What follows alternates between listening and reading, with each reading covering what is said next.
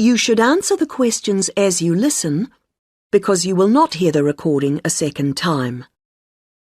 Listen carefully to the first part of the conversation and answer questions 1 to 7. Hello, you're through to Go Travel. This is Darren speaking. How may I help you today? Hello, I'm calling to book a holiday. Great. May I take your name, please? Yes, it's Greaves, Anna Greaves. Is that G-R-E... No, Grieves. And Anna is with double N. Right. Thank you, Anna. Now, we're delighted you've called us. Can I ask where you heard about us? It was your advertisement in one of the magazines. Was it Holiday World? Oh, yes, that's the one. Good, thank you. It's useful to know. Of course. And did you have a particular holiday in mind, or was it a general inquiry? I think I've chosen. I like the look of the one with the code FT4551. The right destination and the prices seem reasonable. Right. Now, was it for yourself only, or...? Oh no, I want to go with a couple of friends, so there'd be 3 of us going. OK. Now, there's a choice of dates, as you know. Yes, I think, well, we've got to be back by the end of August, so if we say going on August the 16th, that would work fine. No problem. And you can also choose the length of your holiday. There's, let's see, 7, 11 or 14 nights. We thought the middle one would be great. Longer would be nice, of course, but... Maybe next year. Yes. And you do need to have insurance. Uh-huh. With 3 levels, Standard, Super and Super Plus. Standard seems a bit basic.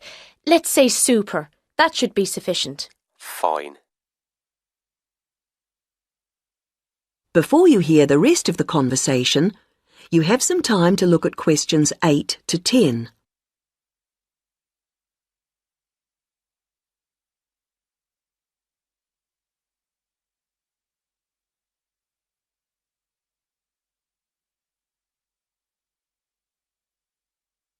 Now listen and answer questions 8 to 10. Well, that's all good so far, and the availability's OK. Have you looked through the list of options? They're in the advertisement. I have, and I've got the list here. Some of them do seem a good idea. Which ones would you like to take? In terms of the hotel, the offer of picnic lunches, we'd leave that. We'd rather go to cafes. I think a balcony for the room is a must. It's so nice to sit out, enjoying the view. Oh, yes. And then the trips. I think we'll pass on the night bus one. I never really enjoy the commentaries. And museums aren't really my sort of thing, to be honest, any more than dances. Uh-huh. But I like practical things, so I think the demonstration of local arts could be fun. Yes, I would think so. And then in terms of getting out of town, going up the river on a boat sounds delightful, and I wouldn't want to miss that. But the mountains, well, sitting in a coach on those winding roads. I understand. OK, well, that's all I need for the booking at this point.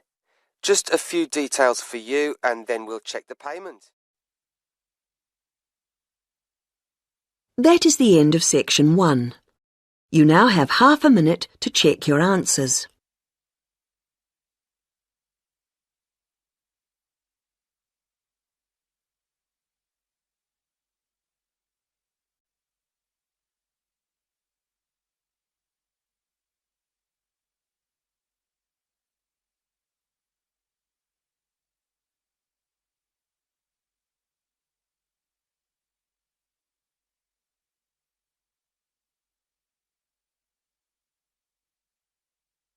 Now turn to section 2.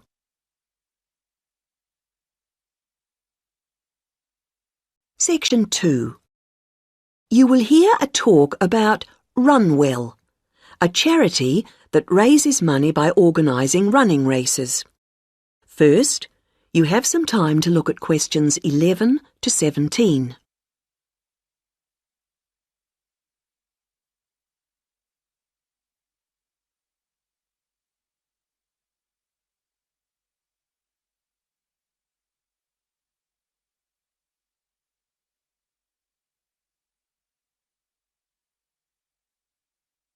Now listen to the first part of the talk and answer questions 11 to 17.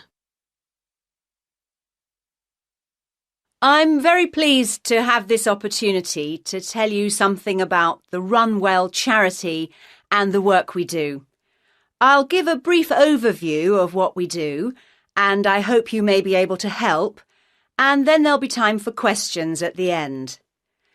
Runwell's founder, Mike Hughes, took up long-distance running in 1987, raising money by doing sponsored half marathons, and in 1992 established the charity as we know it today. By 1997, the runs were being filmed by local TV, and today they appear on national TV every year. All the funds collected by Runwell go to the hospital, with the idea that those fit enough to run use their energy to assist the provision of people who are unwell for whatever reason. Now, if you want to race, and I assume that's why many of you are here, let me explain a couple of the basics. Races are run by teams, so you need to form and register a team. What you wear to run in is up to you, and I know some teams come up with some pretty wacky ideas. We have a standard design for your numbers, which we ask you to reproduce. So you make them up according to that standard. We don't want to spend valuable funds on doing that ourselves. Now, the race is run as a kind of relay, so while you won't actually compete side by side, we do recommend that you train as a group. This helps to optimise performance and build team spirit. It will also give you a fair idea of how much you need to eat and drink over the race distance. This is clearly essential for an effective performance, so please make sure you come along to the race with sufficient food and drink. Again, we don't spend money on providing that, but you do need to keep yourself going for the 20-kilometre course. The course goes through the town, then out through Highfield Park, concluding in the main square, where the applauding spectators will be ready to greet you. There are many different prizes, including oldest runner, youngest runner, team with the most sponsorship, team with the best costume. That one's donated by Zoom Fashions. The Mayor will introduce the Minister for Health, who will hand over each prize to the winners, and then the hospital president will make a short speech. Before you hear the rest of the talk, you have some time to look at questions 18 to 20.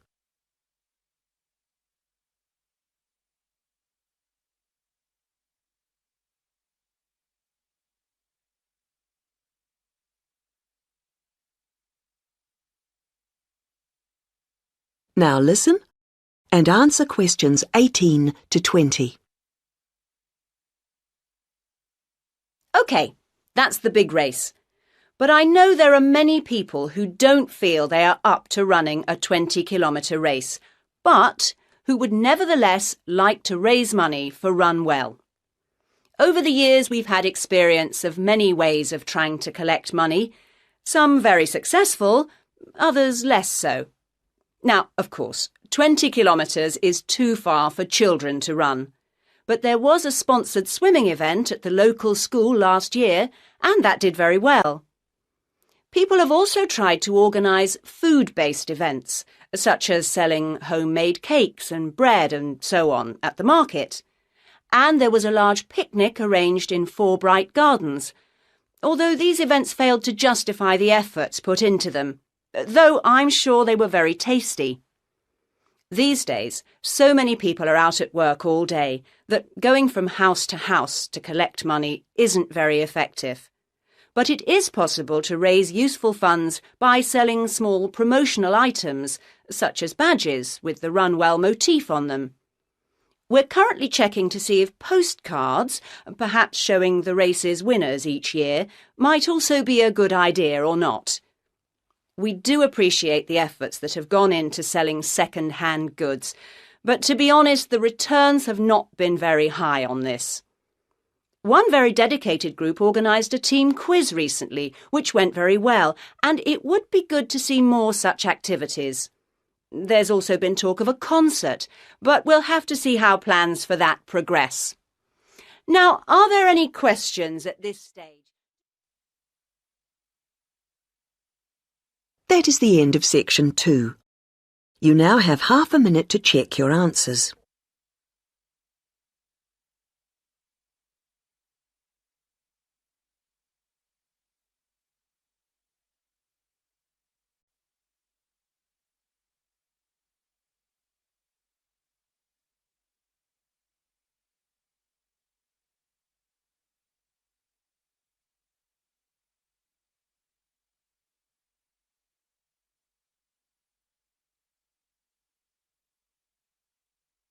Now turn to section 3.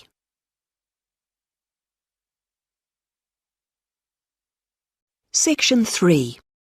You will hear 3 linguistics students, Joe, Martin and Angela, discussing the presentation that Joe is giving soon as part of his course. First, you have some time to look at questions 21 to 26.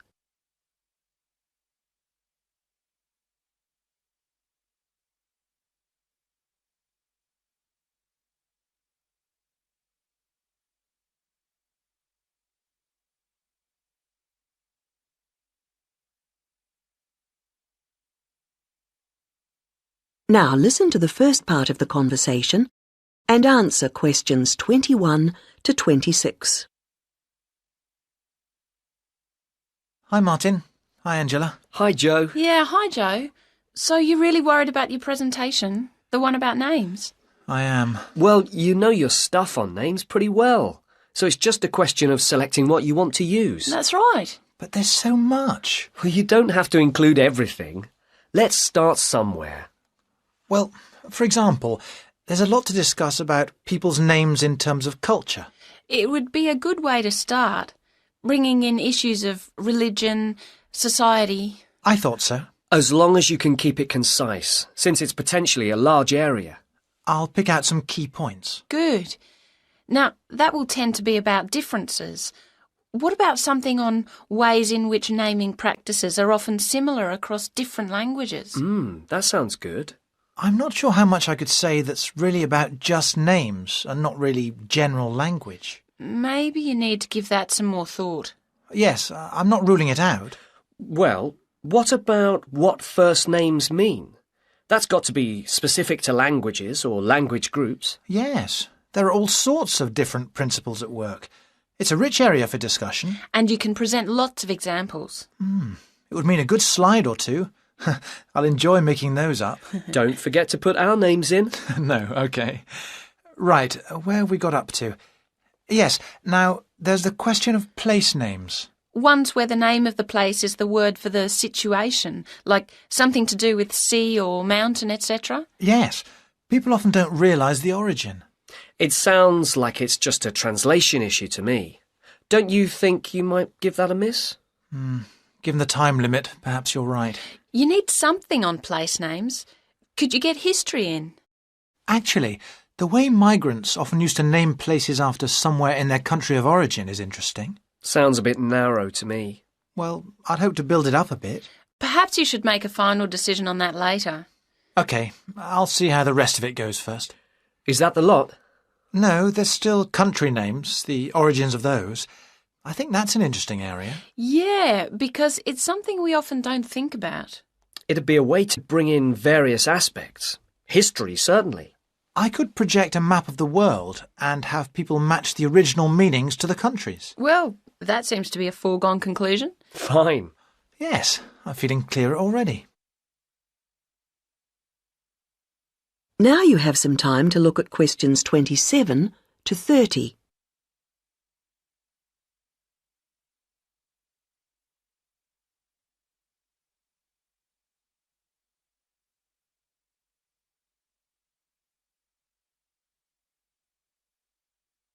Now listen to the rest of the conversation and answer questions 27 to 30.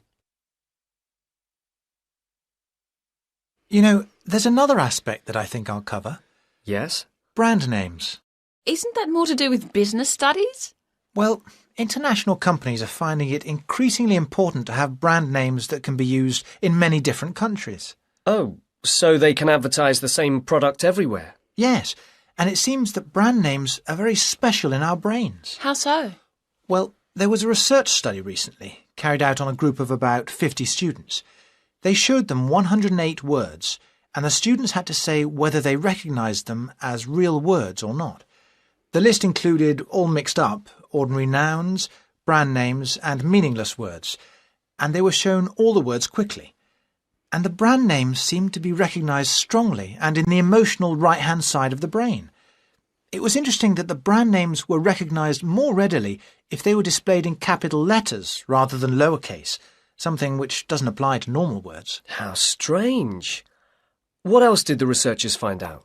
Of course, it's a relatively small study, but they suspect that other visual features are at play, and so that, for example, colour has a major effect in helping us to store brand names in a special way in our brains. I suppose that's logical. But what do they mean by a special way? I'm not saying I understood everything about this study, Of course not. but they seem to be saying that the power of brand names is that they conjure up a range of associations inside our brains, more so than ordinary words or names do. I guess this is great news for international companies. Potentially, certainly, though exactly what they do... That is the end of section 3. You now have half a minute to check your answers.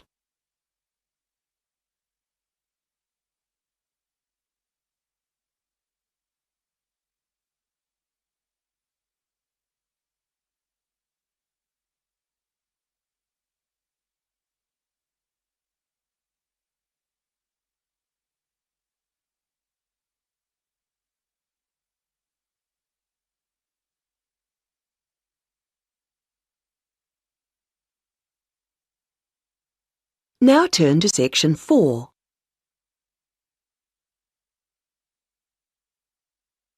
Section 4. You will hear part of a lecture about balloons and airships. First, you have some time to look at questions 31 to 40.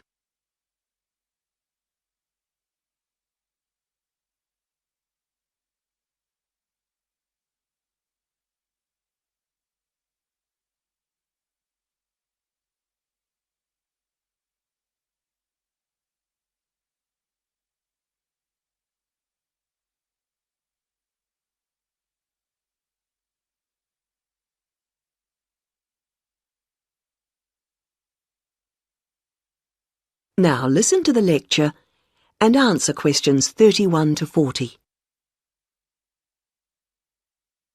Now, balloons and airships are worth consideration because, while on the one hand they represent humans' first successes at air flight, after centuries of less than successful theory and experimentation, they also, on the other hand, continue to be used today. We may have appeared to have moved on to jet planes and space rockets, but you can still see these more primitive flyers in the skies. OK, gas balloons first. France saw the first balloon flight in 1783, and this began a process of development. By 1862, in the Civil War in the United States, we find Thaddeus Lowe replacing spies with balloons to go behind enemy lines. The success of this led to the continued use of balloons in peacetime, and they were employed in the creation of maps. And such applications continue to this day, with balloons assisting in increasing our knowledge and understanding of the world we live in. Unmanned balloons are still widely used to collect data to inform scientific research of various kinds. You'd be surprised at how much they contribute. All sorts of instruments can be mounted in a balloon, and ongoing investigations into climate benefit from the information that can be gathered from a flight. Well, that's gas balloons. Now, the increase in the popularity of ballooning as a sport or leisure activity has been mainly due to the development of the modern hot air balloon, being cheaper and safer than the gas balloon. Heating air, rather than using potentially explosive gas, is what makes these rise, although the process doesn't generate as much lift as with gas balloons. But this is a small price to pay for its other benefits, and this type of balloon is no doubt here to stay.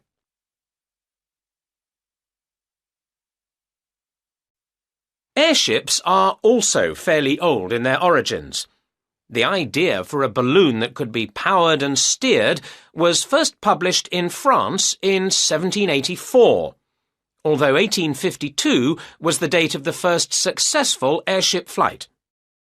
The first airships, like the first aircraft, didn't provide any weather protection for their crew, so it must have been rather uncomfortable up there. But designs continued to develop in sophistication. It was realised that the ships would drift about if they weren't strengthened, and that to work effectively, they would have to have a framework. Once designs started incorporating this, flights became longer and more reliable. Airships were deployed for various uses in the First World War, and once peace returned, designers began to turn their attention to ambitious plans for regular intercontinental flights.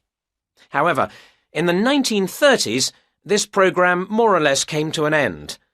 For one thing, the speed and popularity of airliners meant that the airship appeared superseded. They just couldn't compete. And as if that weren't enough in itself, another factor in the decline of the airship was an alarming number of crashes, and this, of course, put people off. Nevertheless, several countries have continued to build smaller airships for various uses, such as naval observation or publicity purposes. In fact, their popularity seems set for a slight revival, and in the past few years there has been renewed attention paid to the possibility of using them to transport cargo.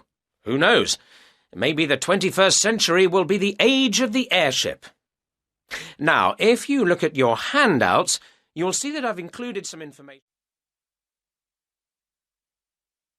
That is the end of section 4. You now have half a minute to check your answers.